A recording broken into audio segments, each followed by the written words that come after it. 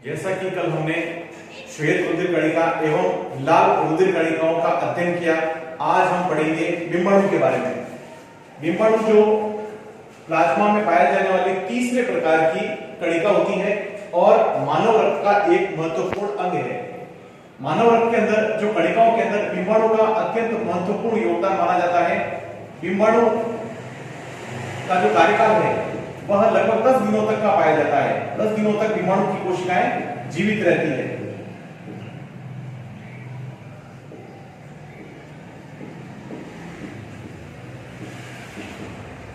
बिंबाणु का कुछ और भी नामों से इसे जाना जाता है, जैसे प्लेटलेट्स,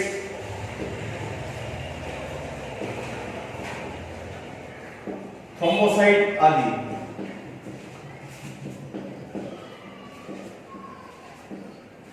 इन नामों से भी इसे जाना जाता है। तीसरी चीज है, इसकी मात्रा कितनी होती है। बिंबाणु की जो मात्रा होती है वह 3 लाख घन मिलीमीटर तक पाई जाती है। यह बिंबाणु जो होते हैं वह रंगहीन, केंद्रक विहीन होते हैं तथा इनका निर्माण अस्थि मज्जा में होता है। अस्थि मज्जा, जिसे बोन मैरो भी कहते हैं, उसके अंदर इसका निर्माण होता है।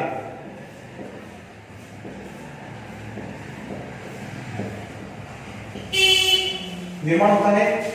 जो इसकी अगली महत्वपूर्ण विशेषता यह है कि जब हमारे शरीर के किसी अंग पर चोट लग जाए तो यह बिंबाणु रुधिर का थक्का जमाने में सहायता प्रदान करता है। बिंबाणु चोट लगे स्थान पर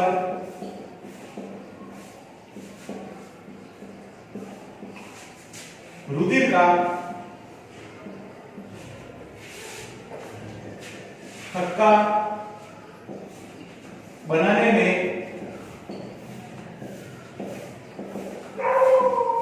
सहायता प्रदान करता है, जिससे अनावश्यक रूप से रुधिर हमारे शरीर में से बाहर नहीं निकले और मनुष्य की मृत्यु ना हो। एक बार आप इसका स्क्रीनशॉट ले लीजिए। जैसा कि हमने बिंबाणु के बारे में अध्ययन किया, बिंबाणु की जो कोशिकाएं होती है प्लाज्मा के अंदर पाई जाती है। यह इन्हें प्लेटलेट्स भी कहा जाता है। इनकी जो जीवन अवधि है 10 दिनों तक की होती है। इन्हें थ्रोम्बोसाइट्स के नाम से भी जानते हैं। इनकी कुल मात्रा 3 लाख घन मिलीमीटर के लगभग होती है। रंगहीन और केंद्रक विहीन अवस्था में पाई जाती है। इस कारण से इसका निर्माण अस्थि मज्जा में होता है, क्योंकि इनमें केंद्रक उपस्थित नहीं होता है। बिंबाणु चोट लगे स्थान पर रुधिर का थक्का जमाने की क्रिया में सहायता प्रदान करती है, ताकि शरीर में से अनावश्यक रूप से रुधिर बाहर नहीं निकल पाए और उस व्यक्ति की मृत्यु नहीं हो। तो इस प्रकार हमने जाना कि रुधिर कणिकाओं के कितने प्रकार होते हैं। अब हम पढ़ेंगे रुधिर के प्रमुख कार्य क्या क्या है। तो अगला हमारा हेडिंग रहेगा रुधिर के प्रमुख कार्य।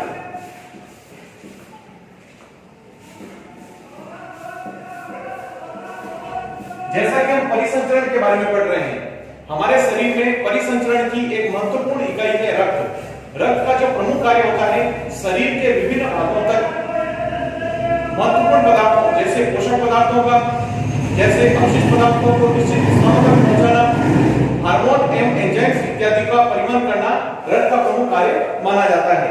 इसके अलावा रक्त के और भी कई प्रकार के प्रमुख कार्य होते हैं। इसमें पहला कार्य हम पढ़ेंगे, हमारे शरीर के पीएच मापदंड को संतुलित रखता है।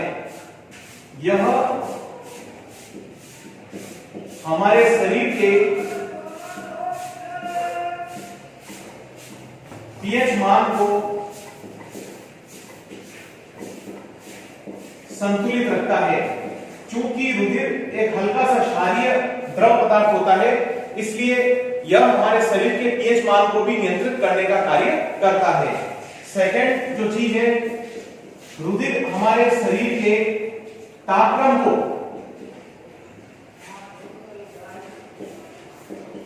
संतुलित बनाए रखता है।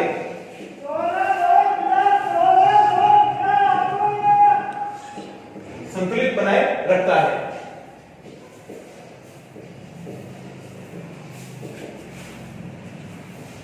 इसका जो तीसरा पॉइंट वो यह है कि हमारे शरीर के सभी भागों तक एंजाइम्स एवं हार्मोन के परिवहन का कार्य करता है। पूरे शरीर में एंजाइम एवं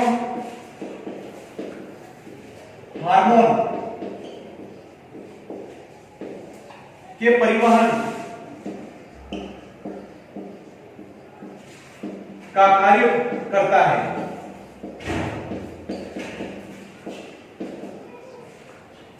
अगला हमारा पॉइंट है वो ये है कि जो रुधिर है हमारे शरीर के विभिन्न भागों तक अपशिष्ट पदार्थों एवं पोषक पदार्थों के संवहन का कार्य करता है।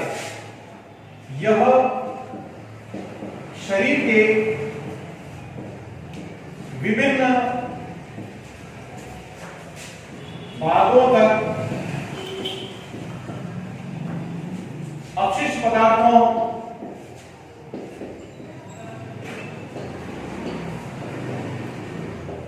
एवं पोषक पदार्थों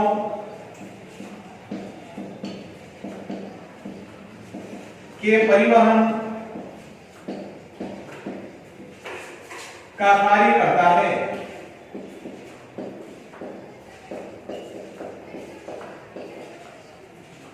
अगला हमारा पॉइंट यह है कि जो रुधिर होता है वह हमें रोग प्रतिरोधक क्षमता प्रदान करता है, यानी हमें अनेक प्रकार की बीमारियों से बचाने का कार्य करता है। हमारे शरीर में रोग प्रतिरोधक क्षमता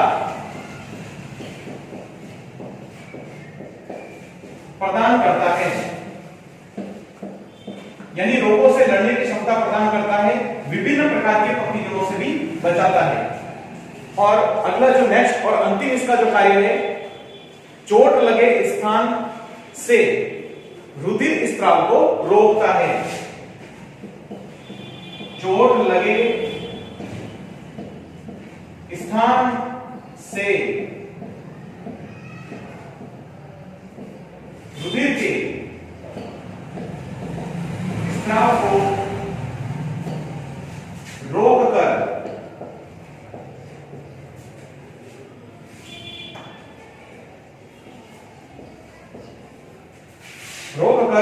रुधिर का थक्का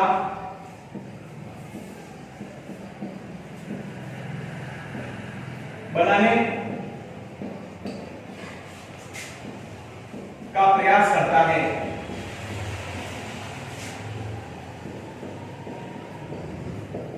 ठीक है, ये तो हो गए हमारे रक्त के प्रमुख कार्यों के संबंध में आवश्यक जानकारी।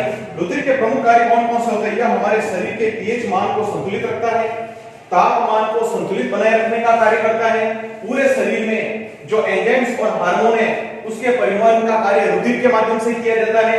यह शरीर के विभिन्न भागों तक अपशिष्ट पदार्थों जिन्हें की बाहर निकालना है और पोषक पदार्थों जिन्हें शरीर के विभिन्न भागों तक पहुंचाना है, इसका कार्य भी कौन करेगा? रुधिर करेगा।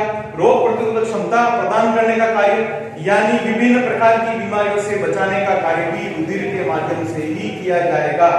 चोट लगे स्थान से रुधिर के स्त्राव को रोककर रुधिर का थक्का जमा देता है, जिसके परिणाम स्वरूप हमारे शरीर में से अनावश्यक रूप से रुधिर बाहर नहीं निकल पाता है। इसके अलावा O2 एवं CO2 गैसों के, यानी विभिन्न गैसों और मैं लिख देता हूं मैं CO2 व O2 के परिवहन में भी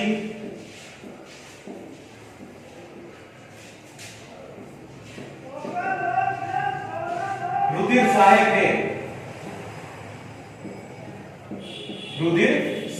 है। यानी ऑक्सीजन गैस अंत में जाकर रुधिर में मिल जाती है, जिसके परिणाम स्वरूप रुधिर का शुद्धिकरण हो जाता है और श्वसन क्रिया के पश्चात ग्लूकोज का जो विखंडन होता है यानी ऑक्सीकरण होता है, उस ऑक्सीकरण की क्रिया के पश्चात जो ऊर्जा और कार्बन डाइऑक्साइड गैस और जल निर्मित होता है, उनमें से CO2 गैस जो होती है वो पुनः रक्त में मिल जाती है, जिसे हृदय के माध्यम से और शिराओं के माध्यम से हमारे शरीर के बाहर निकाल दिया जाता है। अपना जो नेक्स्ट टॉपिक रहेगा वह है हृदय की संरचना एवं कार्यविधि। तो हम आगे बढ़ते हैं हृदय की संरचना एवं कार्यविधि के बारे में। एक बार आप इस पूरे का स्क्रीनशॉट ले लीजिए। अब हम पढ़ेंगे हृदय की संरचना एवं उसकी कार्यप्रणाली। हम जानते हैं कि हमारे शरीर के अंदर जो परिसंचरण तंत्र में रक्त, हृदय, विभिन्न प्रकार की रुधिर वाहिनियां जैसे धमनियां एवं शिराओं को सम्मिलित किया जा सकता है। इसके अतिरिक्त कुछ केश नलिकाएं भी होती हैं जो कि रक्त के परिवहन से संबंधित कार्य करती है। मानव शरीर में रक्त परिसंचरण का एक महत्वपूर्ण एवं अहम अंग है, वह है हमारा हृदय।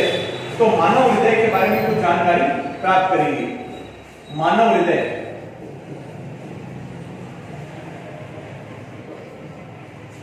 मनुष्य का जो हृदय होता है वह फेफड़ों, दोनों फेफड़ों के मध्य में होता है तथा हमारी पसलियों के भीतर स्थित होता है।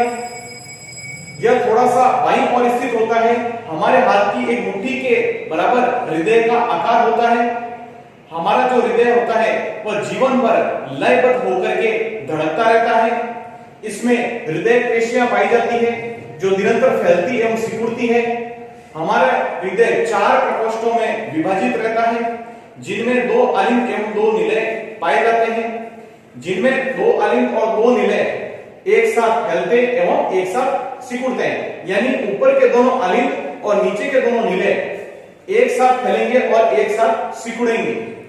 दाएं अलिंद का बाएं अलिंद के साथ में और दाएं निलय का बाएं निलय के साथ में कोई संबंध नहीं होता है, क्योंकि दोनों के बीच में एक झिल्लीनुमा पर्दा पाया जाता है, जिसके परिणाम स्वरूप दाएं अलिंद का बाएं अलिंद के साथ में और दाएं निलय का बाएं निलय के साथ में कोई संबंध नहीं होता है। लेकिन अलिंद निलय के बीच में संबंध पाया जाता है। एक ओर का अलिंद दूसरे ओर के अलिंद से यानी दायां अलिंद दाएं निलय से, बायां अलिंद बाएं निलय से परस्पर जुड़ा हुआ रहता है। इसमें जो बायां अलिंद होता है वह बाएं निलय से द्विवल्कीय एंट्रियोवेंट्रिकुलर वाल्वों के माध्यम से जुड़ा रहता है तथा दायां अलिंद दाएं निलय से त्रिवल्कीय एंट्रियोवेंट्रिकुलर वाल्वों की सहायता से जुड़ा रहता है। ठीक है, इसमें दाएं अलिंद और दाएं निलय में सदैव अशुद्ध रुधिर प्रवाहित होता है, जबकि बाएं अलिंद व बाएं निलय में सदैव शुद्ध रुधिर का प्रवाह होता है। तो इस प्रकार से हृदय की जो पेशियां होती है वो निरंतर लयबद्ध होकर के फैलती और सिकुड़ती रहती है। यह कार्य जीवन भर चलता रहता है। तो सबसे पहले हम मानव हृदय के अंतर्गत मानव हृदय की संरचना का अध्ययन करेंगे। सबसे पहले इसका पॉइंट होगा संरचना। सबसे पहला है मानव का जो हृदय होता है वह हमारी एक मुट्ठी के बराबर होता है। हमारे हाथ की मुट्ठी के बराबर होता है। हृदय पेशियां, इसमें कौन सी पेशियां पाई जाती है? हृदय पेशियां जीवन भर लयबद्ध होकर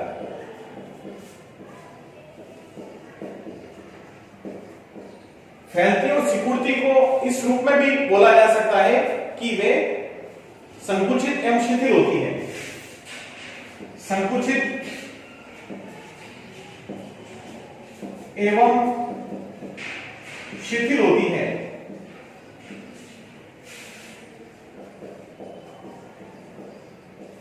अगली स्थिति में है कि हृदय कहां स्थित होता है? दोनों फेफड़ों के मध्य।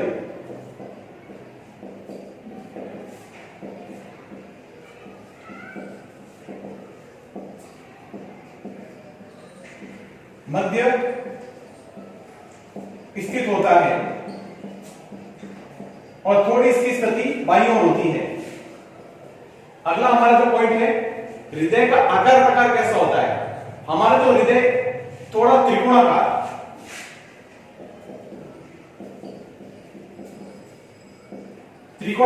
रंग होता है इसका लाल,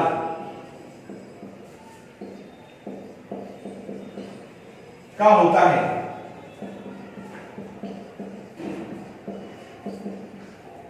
तथा यह हृदय आवरण से ढका होता है। हृदय आवरण से ढका होता है, जो कि हृदय की बाहरी आघातों से सुरक्षा करने का कार्य करता है। इसके अलावा हमारा जो हृदय होता है वह पसलियों के यानी वक्ष स्थल के अंदर, वक्ष गुहा के अंदर स्थित होता है। वक्ष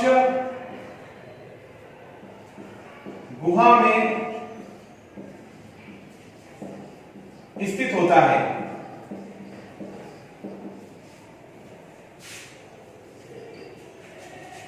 और इसकी पेशियां निरंतर फैलती और सिकुड़ती है। यह 4 प्रकोष्ठों में यानी 4 भागों में विभाजित रहता है।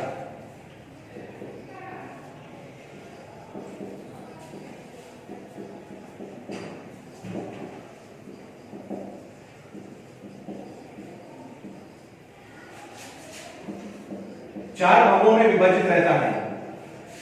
इन 4 भागों में ऊपरी भाग में एक अलिंद एवं एक निलय तथा निचले भाग में दूसरा अलिंद एवं दूसरा निलय पाया जाता है। यानी इनमें ऊपर अलिंद निलय और नीचे वाले भाग में भी अलिंद निलय पाए जाते हैं। या इसे यूं भी लिखा जा सकता है, इसमें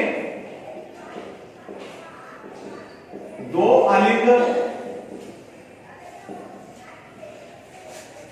तथा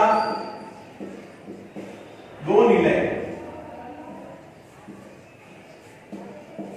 पाए जाते हैं। इसके अंदर ऊपर वाले भाग के दोनों अलिंद एक साथ फैलते एवं सिकुड़ते हैं, नीचे वाले अलिंद एवं निलय भी एक साथ फैलते एवं सिकुड़ते हैं। तो इसको इस रूप में लिख सकते हैं, ऊपर एवं नीचे वाले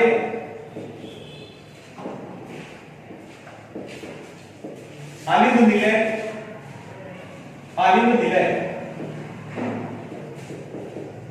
एक साथ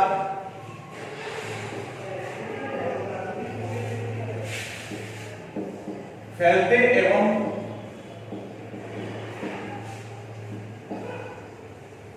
सिकुड़ते हैं। यानी ऊपर के दोनों अलिंद निलय एवं नीचे के दोनों अलिंद निलय एक साथ फैलते एवं सिकुड़ते हैं। नेक्स्ट है दाएं अलिंद निलय में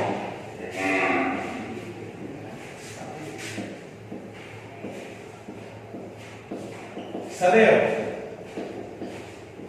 कैसा रुधिर प्रवाहित होता है? अशुद्ध रुधिर प्रवाहित होता है, ये ध्यान रखिए। अशुद्ध रुधिर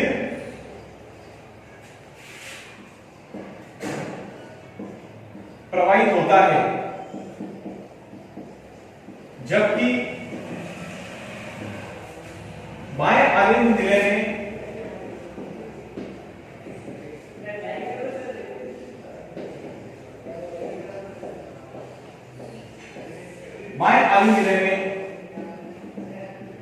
सदैव शुद्ध रुधिर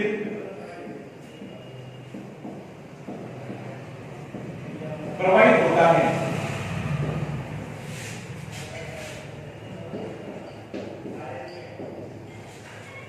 इसमें बाएं अलिंद निलय में सदैव अशुद्ध रुधिर, जबकि बाएं अलिंद और निलय में सदैव शुद्ध रुधिर प्रवाहित होता है। तो इस प्रकार से इसमें दोहरा परिसंचरण पाया जाता है।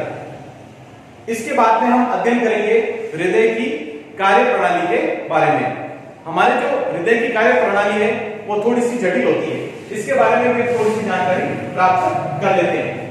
अभी तक जो हमने पढ़ा था वो मानव के हृदय के बारे में, जो उसकी संरचना थी उसका मूलभूत अध्ययन किया। इसके बाद में हम अध्ययन करेंगे मानव के हृदय की कार्यप्रणाली के बारे में। इसके लिए सबसे पहले मैं आपके सामने एक रेखा चित्र बनाऊंगा। उस रेखा चित्र का वर्णन आपको समझाऊंगा और उसके जो मुख्य मुख्य बिंदु है वह मैं आपको सामने बोर्ड पर लिख करके बताऊंगा।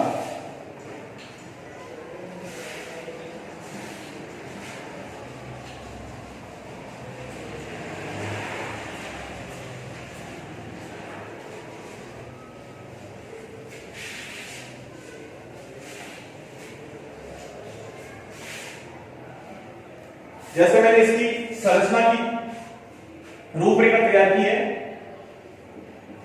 फेफड़े ये मध्य में बनाए, इस प्रकार से हृदय को 4 प्रकोष्ठों में बांट दिया और नीचे लिखो तो शरीर के विभिन्न अंग या शरीर, इस प्रकार से मैंने बना दिया। ये वाला भाग बायां आलिंग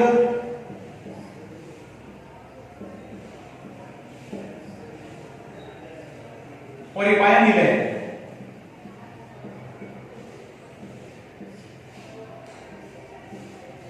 यहां पर दायां आलिंग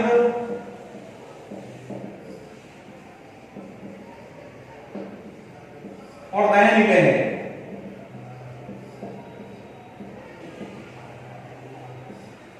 ठीक है, अब इसमें फेफड़ों से ये फुफ्फुस शिरा है। ठीक है ना, ये फुफ्फुस शिरा है। फेफड़ों को फुफ्फुस भी कहा जाता है, जैसा मैंने आपको पहले भी बता दिया। इसका नाम है फुफ्फुस शिरा।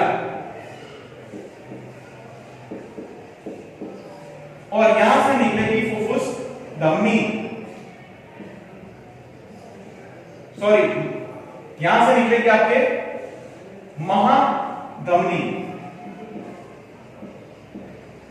ये महाधमनी है। और यहां से होते हुए ये जो संरचना होगी ये होगी महाशिरा,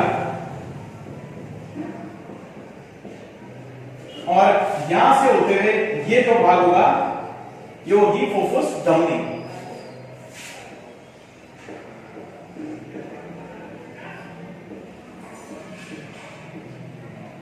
सबसे पहले इस रेखा चित्र के माध्यम से हम हृदय की पूरी कार्यप्रणाली को समझने का प्रयास करते हैं। हमारे जो फेफड़े होते हैं वो रक्त के अंदर उपस्थित कार्बन डाइऑक्साइड गैस को श्वसन क्रिया के दौरान बाहर निकालने एवं ऑक्सीजन गैस को रक्त के अंदर सम्मिलित करने की क्रिया में सहायता प्रदान करते हैं। फेफड़ों को फुफ्फुस भी कहा जाता है और यहां से ऑक्सीजन युक्त शुद्ध रुधिर, यानी ऑक्सीजन युक्त जो शुद्ध रुधिर होता है वह फुफ्फुस शिरा के माध्यम से बाएं आलिंग में पहुंचा दिया जाएगा। ये बाएं आलिंग और बाएं निलय के मध्य में क्या पाया जाता है? बाएं आलिंग और बाएं निलय के मध्य में एक द्विवल्कीय या द्विबलन एंट्रियोवेंट्रिकुलर वाल्व पाया जाता है। द्विवल्की एंट्रियो वेंट्रिकुलर वाल्व पाया जाता है और यहां पर त्रिवल्की एंट्रियो वेंट्रिकुलर वाल्व पाया जाता है। त्रिवल्की एंट्रियो वेंट्रिकुलर वाल्व उपस्थित होता है। ठीक है, अब यहां से होते हुए ऑक्सीजन युक्त जो शुद्ध रुधिर फुफ्फुस शिरा के माध्यम से बाएं आलिंद के अंदर आएगा। तो बाएं आलिंद और बाएं आलिंद की जो पेशियां होगी वो एक साथ में फैल जाएगी, संकुचित हो जाएगी। संकुचन के पश्चात बाएं आलिंद और बाएं निलय के मध्य में ये द्विबलीय एंट्रियोवेंट्रिकुलर वाल्व है वो खुल जाएगा। खुलेगा क्योंकि यह उनका एक दिशीय कपाट होता है। एक दिशीय वाल्व हो सकता है, इसमें एक दिशीय कपाट पाया जाता है। यानी एक ही दिशा में खुलता ही है, पीछे नहीं खुलता है, आगे की तरफ खुलता है। तो ये रुधिर जो आपका बाएं आलिंद से बाएं नीले में आ जाएगा। तो जैसे बाएं आलिंद से बाएं नीले में शुद्ध रुधिर आएगा तो इसकी जो मांसपेशियां तो होगी शिथिल और इसकी हो जाएगी, फैल जाएगी। तो इसके फैलने से इसके अंदर जो बाल होता है वो खुल जाएगा और शुद्ध रुधिर आपके महाधमनी के अंदर आ जाएगा और महाधमनी के माध्यम से इसे शरीर के विभिन्न भागों तक पहुंचा दिया जाएगा। उसके बाद हमारी कोशिकाओं के अंदर खाद्य कणों के ऑक्सीकरण की क्रिया होगी। ऑक्सीकरण की क्रिया के परिणाम स्वरूप कार्बन डाइऑक्साइड गैस बनेगी। यह कार्बन डाइऑक्साइड गैस छोटी छोटी शिराओं के अंदर आ जाएगी। ये छोटी छोटी शिराएं आपस में मिलकर के एक महाशिरा के रूप में परिवर्तित हो जाएगी और महाशिरा से होते हुए आपके जो अशुद्ध रुधिर है वह दाएं आलिंद में चला जाएगा, क्योंकि CO2 युक्त जो रुधिर होता है वह अशुद्ध रुधिर होता है, कार्बन डाइऑक्साइड गैस रुधिर अशुद्ध होता है। तो इस तरह यह शुद्ध रुधिर दाएं आलिंद में और दाएं आलिंद से दाएं नीले में चला जाएगा। इनके मध्य में पाया जाने वाला कपाट खुल जाएगा और दाएं नीले से होते हुए ये जो रुधिर है फुफ्फुस धमनी के अंदर चला जाएगा। एक चीज ध्यान रखिए, केवल फुफ्फुस धमनी ही ऐसी धमनी होती है जिसमें शुद्ध अशुद्ध रुधिर प्रवाहित होता है, बाकी सारी धमनियों में शुद्ध रुधिर प्रवाहित होता है। एक बार वापस दोहरान कार्य कर लेता हूं मैं, केवल और केवल फुफ्फुस धमनी ही ऐसी धमनी होती है जिसके अंतर्गत अशुद्ध रुधिर प्रवाहित होता है। इसके अतिरिक्त समस्त प्रकार की धमनियों में जो है वह शुद्ध रुधिर प्रवाहित होता है और फुफ्फुस शिरा एकमात्र ऐसी शिरा होती है जिसमें शुद्ध रुधिर प्रवाहित होता है। अन्य सभी शिराओं में CO2 युक्त अशुद्ध रुधिर का प्रवाह होता है। इसके पश्चात जो हमारा अशुद्ध रुधिर है वह फेफड़ों के अंदर उपस्थित वाहिकाओं तक पहुंचा दिया जाता है, जो कि वायुकोश में पाई जाती है और वायुकोश की आंतरिक वृद्धि के माध्यम से कार्बन डाइऑक्साइड गैस का उत्सर्जन कर दिया जाता है और यही जो कार्बन डाइऑक्साइड गैस है वह श्वसन क्रिया के दौरान नासागुहा से या मुखगुहा से होते हुए बाहर निकाल दी जाती है। तो इस प्रकार से शुद्ध अशुद्ध रुधिर दो बार ऊपर वाले भाग में और दो बार नीचे वाले भागों में आता है। एक बार शुद्ध रुधिर इसमें आया और दूसरी बार अशुद्ध रुधिर इसमें आया। एक बार शुद्ध रुधिर वापस बाएं नीले में आया, दूसरी बार अशुद्ध रुधिर दाएं नीले में आया। तो इस प्रकार हृदय में दो बार शुद्ध अशुद्ध रुधिर आते हैं। इसलिए इस संपूर्ण परिसंचरण को हम द्विपरिसंचरण भी कहते हैं। द्विपरिसंचरण कहा जाता है। मानव में द्विपरिसंचरण तंत्र पाया जाता है। ठीक है, तो एक बार वापस आप इसको नोट कर लीजिए और ये डायग्राम वापस एक बार आप बना लेना अपनी कॉपी के अंदर। फेफड़े जिसे हम फुफ्फुस भी कहते हैं, ये पूरा का पूरा रेखा चित्र है। रेखा चित्र से समझने में सरलता रहती है। फेफड़ों से फुफ्फुस शिरा जुड़ी हुई होती है। ऑक्सीजन युक्त शुद्ध रुधिर फुफ्फुस शिरा के माध्यम से बाएं आलिंद के अंदर चला जाता है, तो बाएं आलिंद की पेशियां फैल जाती है। तो जब वापस सिकुड़ेगी ये पेशियां तो यह बाल पर दबाव लगेगा, जिससे इसका द्विबल्की एंट्रियोवेंट्रिकुलर वाल्व खुल जाएगा। यहां से होते हुए जो शुद्ध रुधिर आपके बाएं नीले में चला जाएगा। बाएं नीले में जैसे आएगा रुधिर तो इसके पेशियों को वापस दबाव लगेगा। दबाव लगने से यह रुधिर महाधमनी के माध्यम से जो शुद्ध अवस्था में होता है यह शरीर के विभिन्न भागों तक पहुंचा दिया जाता है। इसके पश्चात हमारे शरीर के अंदर जो CO2 युक्त अशुद्ध रुधिर एकत्रित होता है वह शिराओं के माध्यम से महाशिरा तक पहुंचा दिया जाता है और महाशिरा से होते हुए इसे दाएं आलिंद में, दाएं आलिंद की पहुंचने के पश्चात इसकी पेशियां फैल जाएगी, सिकुड़ेगी, तो इसका त्रिबल्कीय एंट्रियोवेंट्रिकुलर का कपाट या वाल्व खुल जाएगा और यह दाएं नीले में चला जाएगा। दाएं नीले से होते हुए यह फुफ्फुस धमनी के अंदर चला जाएगा और फुफ्फुस धमनी के अंदर पाए जाने वाले CO2 युक्त रुधिर को फेफड़ों के माध्यम से शरीर में से बाहर निकाल दिया जाएगा और श्वसन क्रिया के दौरान दी गई ऑक्सीजन गैस को पुनः उस रुधिर से भर दिया जाएगा, जिससे ऑक्सीजन गैस पुनः उस रुधिर के अंदर आ जाएगी और रुधिर का विशुद्धिकरण हो जाएगा। ठीक है, तो आप एक बार इसका स्क्रीनशॉट ले लीजिए।